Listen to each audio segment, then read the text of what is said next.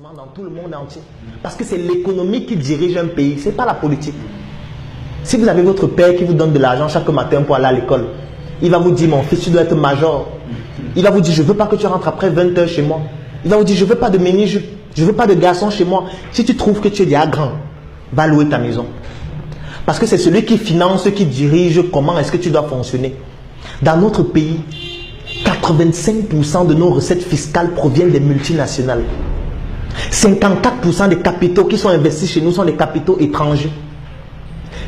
Tout le commerce qu'il y a au Cameroun ne représente même pas 5% du PIB. Qu'est-ce que ça veut dire ces statistiques? Les recettes fiscales, pour ceux qui connaissent le b.a.-ba de l'économie, savent que c'est avec les recettes fiscales qu'on paye les fonctionnaires, qu'on construit les routes, qu'on construit les hôpitaux. Et 85% de cet argent proviennent des multinationales. Ça veut dire provient des personnes qui viennent d'ailleurs.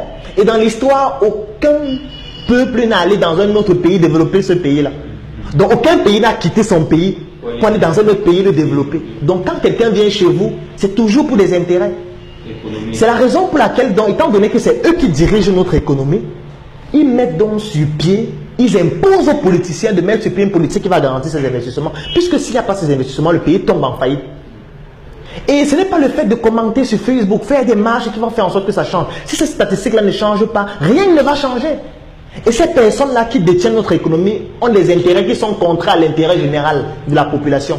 C'est la raison pour laquelle la politique ne permet pas d'améliorer nos conditions de vie. Je prends un autre exemple qui va peut-être vous choquer. Moi, dernièrement, j'ai consulté les statistiques d'un service qui s'appelle Orange Money. C'est un service qui est en train de faire fureur au Cameroun, qui est en train de déstabiliser même certaines entreprises locales. Et les statistiques sont effrayantes.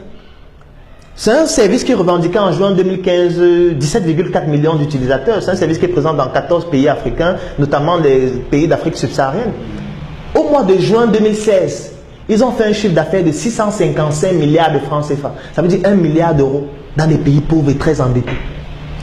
Au cours de l'année 2015, leurs transactions financières dépassaient c'était exactement 4 885 milliards. Et moi, j'ai comparé ça avec le budget du Cameroun de 2016, qui était de 4 200 milliards environ. Donc, les transactions financières de Orange Money, ça dépassait le budget du Cameroun. Parce que quand on dit que c'est eux qui détiennent notre économie, on a l'impression qu'on raconte les beignets bouillis. C'est donc pour ça qu'il faudrait que nous on s'arme sur le plan économique pour pouvoir répondre à ça. Et pour répondre à ça, qu'est-ce qu'il faut faire? Il faut créer la richesse et non faire l'économie du Bayam Salam. Qu'est-ce qu'on appelle l'économie du Bayam Salam? C'est le fait que vous allez voir, on va vous dire que les Bamileke et les Nordis sont l'économie du pays. Quand je suis des choses comme ça me fait rigoler. Ça ne veut absolument rien dire, ils ne détiennent rien. Ils ne détiennent rien, pourquoi?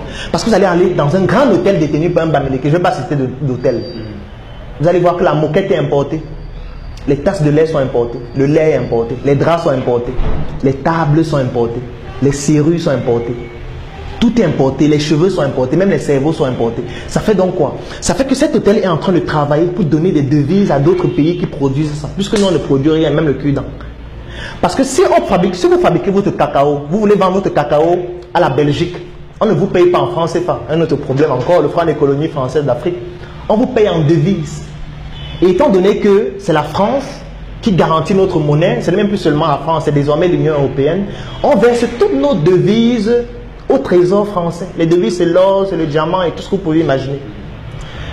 50% de ces devises-là, c'est la France qui les détient, qui prend ça, parce qu'ils garantissent notre monnaie. Et nous, on n'a que 50%. Et étant donné que nous, on ne produit pas suffisamment, ça veut dire qu'on n'a pas beaucoup de devises.